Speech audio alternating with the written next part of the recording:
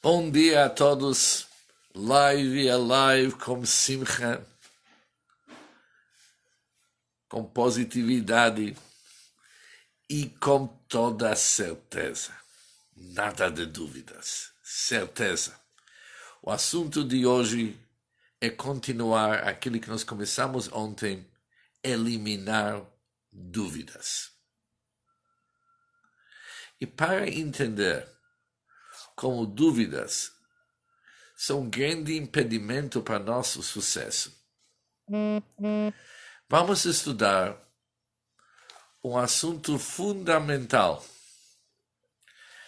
que se chama Amalek, o nosso pior inimigo Amalek. Quem que era Amalek? Diz o versículo seguinte: lembre-se do que fez a você Amalek quando vocês saíram do Egito. Assim que o Bnei Israel saíram do Egito, ganharam a sua liberdade, após de tantos milagres. Assim que eles saíram, o Amalek nos surpreendeu no caminho e iniciou uma guerra contra nós. O versículo diz: você estava cansado e fatigado, os Bnei Israel eram cansados e fatigados. E Belo Yareh Elokim Amalek não teve nenhum respeito e medo de Deus. Por isso, diz o versículo seguinte: quando Hashem, seu Deus, vai livrar vocês de todos os inimigos à sua volta, saiba que cabe a vocês destruir e apagar qualquer lembrança de Amalek de sob os céus. Não esqueça. Não apenas vencer a guerra, diz Deus. Não. Essa gente vocês vão até o fim. Vocês vão destruir e apagar qualquer lembrança de Amalek de sob os céus. Não esqueça. Por que Amalek?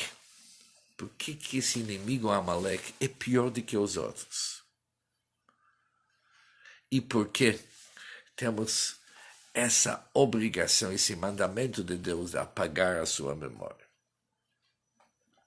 Tivemos dificuldades com vários povos do mundo na saída do Egito. Principalmente para conquistar a Terra Santa. Quem estudou a Bíblia sabe que naquele tempo na Terra Santa 7 povos habitaram aquela terra. Mas o mandamento de Deus com aqueles povos era diferente. O que diz a Torá? Vocês vão tirar eles das terras, expulsá-los das terras que eles habitam, e vocês vão conquistar a terra, expulsá-los. Esses povos são Emorites, Hitites, Prisites, Rivites, Jevusites e depois Girgashitit. São 7 povos que habitaram a terra. Mas, quando se trata de Amalek, aqui é diferente. Aqui diz o Deus: não, como ele não basta expulsá-los da terra. Aqui vocês devem destruir e apagar qualquer lembrança deles. Uau! Destruir e apagar qualquer lembrança. É conhecido no nome do sagrado Baal Shem Tov que os 7 povos que habitaram a Terra Santa, eles representam as 7 emoções negativas. Por exemplo, Canaanita é contra o amor bonito, correto, sagrado, vem no amor profano. Também o próximo, que é Hiti, está ligado com ouvir. E assim diante, que é Gvorá, que é severidade. Os 7 que nós já conhecemos, os 7 povos são 7 sefirot das emoções negativas, chamados coroas da impureza. Quando se trata sobre esses 7, diz a Torá, basta expulsá-los. Por que basta expulsá-los? Porque nós sabemos que quando se trata sobre qualidades humanas, nós não precisamos destruir as qualidades, mas eles têm que ser reeducados e modulados para serem construtivos de uma forma correta. Cada qualidade tem uma forma que ela pode ser usada para o bem, estruturando elas de uma forma correta, ou usado para o mal. Da mesma forma como existe um amor positivo, existe um amor negativo. E o nosso trabalho é substituir o amor mal para o amor bem, amor positivo, amor do bem. Por isso, não cabe a nós destruir esses sentimentos. Ao contrário, devemos conquistar esses povos e sentimentos e tornar eles sagrados em vez de ser profano. Mas Amalek é diferente. Amalek é algo que nós não podemos modificar para Kedushá, para a santidade. O mal da Amalek, o ruim da Amalek, tem que ser erradicado, tem que ser destruído, apagado. Porque o que é Amalek? Amalek tem o mesmo valor numérico em hebraico como Safek. Duvido que vocês conheçam essa palavra. Mas Safek significa dúvidas. Amalek, ele sempre faz perguntas tipo, talvez não. Quem diz? Por quê? Acho que não. Não sei com certeza. Essas são as perguntas do Amalek. E é interessante quando voltamos para ver o primeiro encontro que os Bnei Israel tiveram com Amalek. Está escrito o seguinte: como que começou o primeiro encontro? Diz o versículo, isso está no segundo Chumash, Êxodo, onde está escrito o seguinte, que os Bnei Israel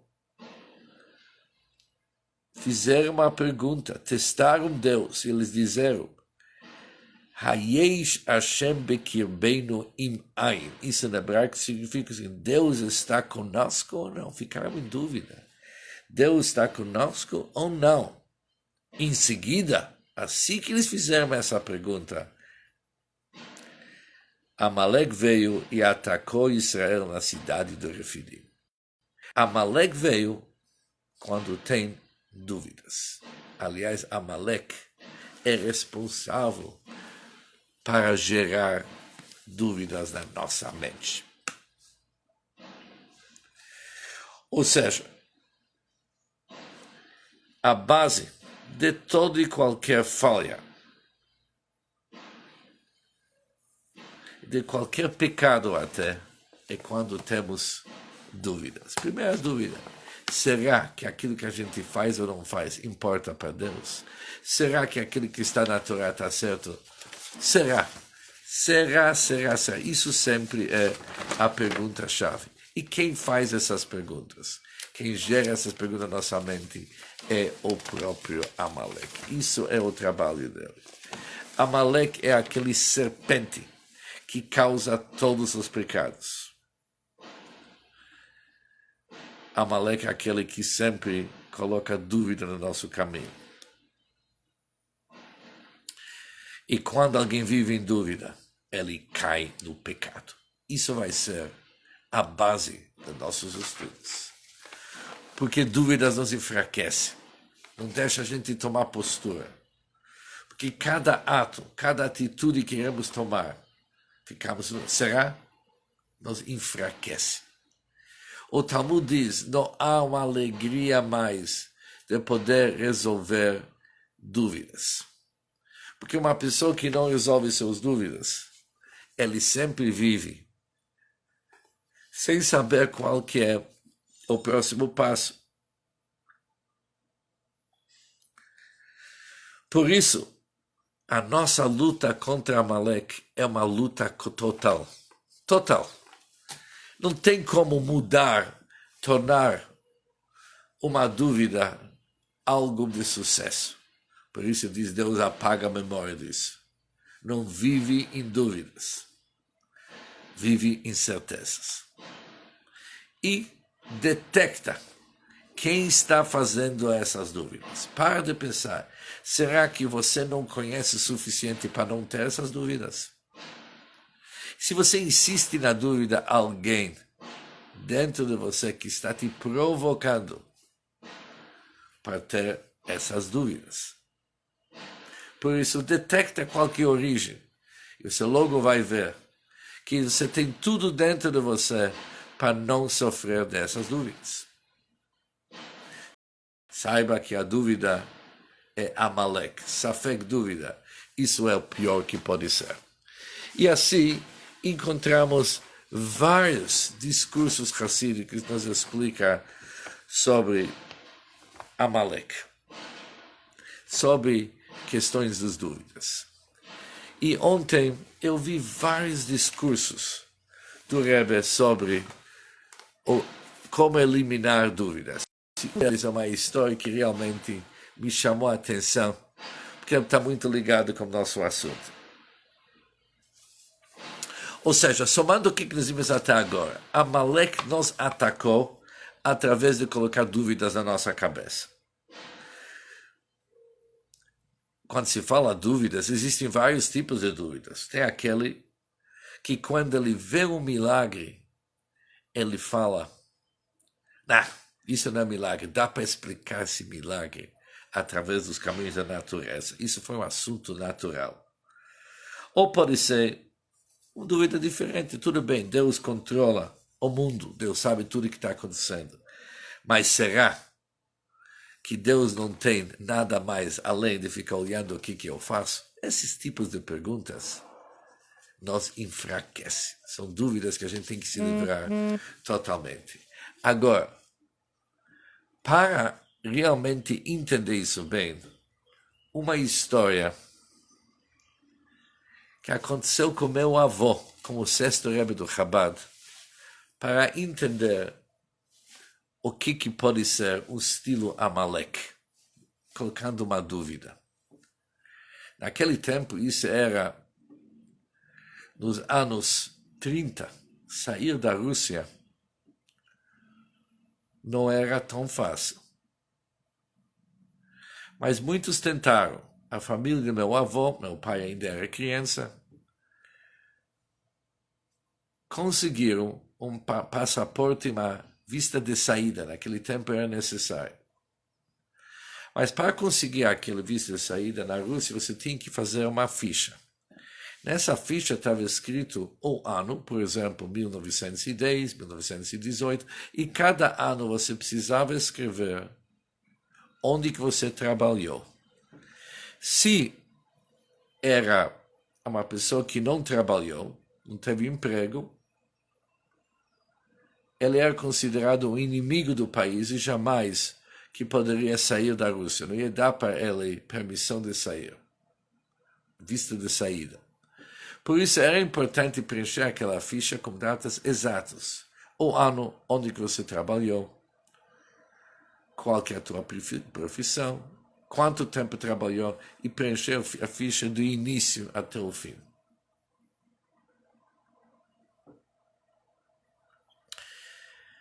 Meu avô, o trabalho dele era um trabalho clandestino, era contra o governo russo. É o trabalho dos rebes do Chabad, de difundir o judaísmo na Rússia numa época comunista, que isso era considerado um crime grave.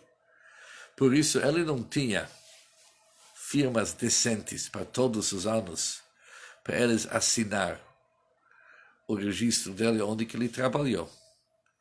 Por isso, ele naquele tempo era, na época antes dos computadores, e meu avô montou um esquema. Ele escreveu, por exemplo, 1919, tal lugar.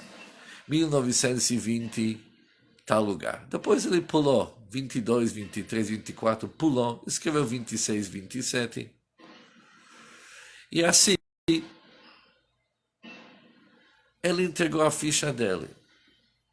Ou seja, alguns anos ele pulou.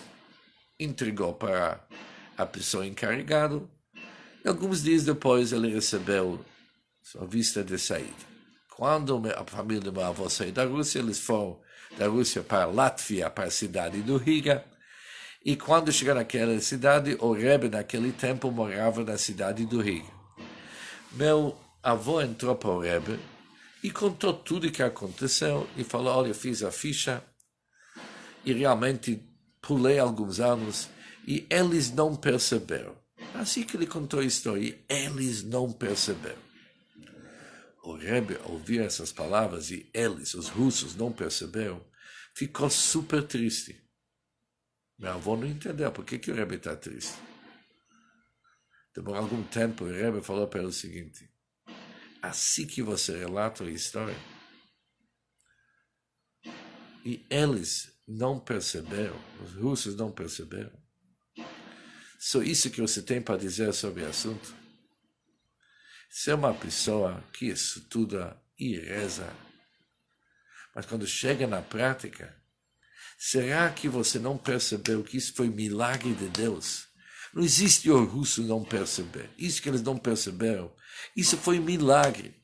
Em vez de você entender que isso foi milagre, em vez de você ver a mão de Deus, você pega aquilo com frieza.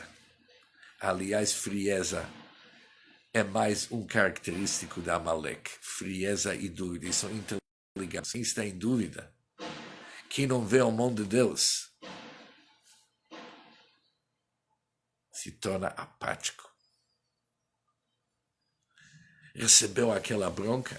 Quando ele me contou a história, ele falou, olha, me demorou um bom tempo para eu resolver esse assunto, porque o Rebbe estava muito desapontado comigo. Mas será que isso que não acontece com nós diariamente? A gente lida nossas vidas sem certeza. Falamos da nossa reza sobre todos os milagres e maravilhas de Deus que você faz com nós. Diariamente, cada minuto do dia é um outro milagre. Mas será que a gente sente isso? Que a gente fala, quem sabe? Talvez é natureza. Talvez não é milagre. Mas tudo bem, seja milagre. A gente não se empolga com aquilo. Por quê? Aquele Amalek, aquela frieza, aquelas dúvidas. A gente não vê certeza. Se a gente realmente ia se identificar que Deus está dentro de nós, não será que Deus está dentro de nós, senão? Quando alguém faz essa pergunta, será que Deus está nos acompanhando? Será que Deus está do meu lado? Será? Em seguida vem Amalek, ele vai nos lembrar. Quando vamos precisar lutar contra Amalek, nós vamos realmente se lembrar que Deus está do nosso lado. Mas será que precisamos disso? Ou podemos se conscientizar e viver na certeza. Já aconteceu muita coisa com nós para a gente saber que Deus está dentro de nós. Fomos criados na imagem de Deus. Cada um tem uma missão na vida. Nós não devemos ter dúvida nenhuma sobre isso. E isso vai ser o nosso trabalho. De realmente se livrar dessas dúvidas. Ver como a natureza é divina. A nossa vida é um milagre. Quando a gente se acorda de manhã e percebemos que conseguimos descer na cama e falar, Modani lefanecha, te agradeço, Deus, que você envolveu minha alma, isso é um milagre. Aliás, quem estuda Hassidut sabe que não há diferença entre milagre e natureza. A natureza é nada mais do que um milagre contínuo. A pessoa se engana. Isso que o mundo existe agora tem nada a ver com o fato que ele vai existir daqui a 1 minuto, e com certeza não daqui a 1 hora, e daqui a 1 ano. Cada vez Deus sustenta, cria, energiza o nosso mundo de novo. Parte do nosso mundo somos nós. Isso é certeza. É totalmente certeza. Mas para poder realmente se integrar nesse assunto e vivenciar esse assunto, trazer ele na prática. Nos próximos dias vamos cada vez mais se aprofundar. Mas o que nós vimos hoje? Com dúvidas, não tem acordo. Por quê? Meio dúvida também é proibido, é profano, é ruim. Pouquinho de dúvida também não é bom. Pouquinho de dúvida continua sendo uma dúvida.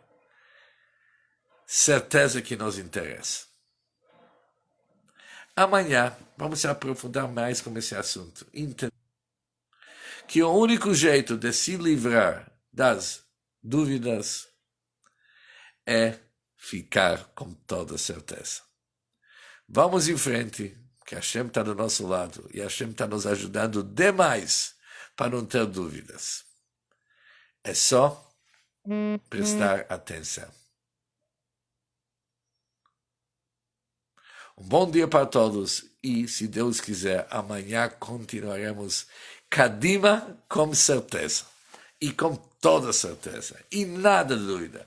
E nem se fala aqui nenhuma sombra de dúvida. Nem sombra de dúvida vamos ter. Certeza absoluta, que é a força absoluta, que é a alegria total. Bom dia para todos.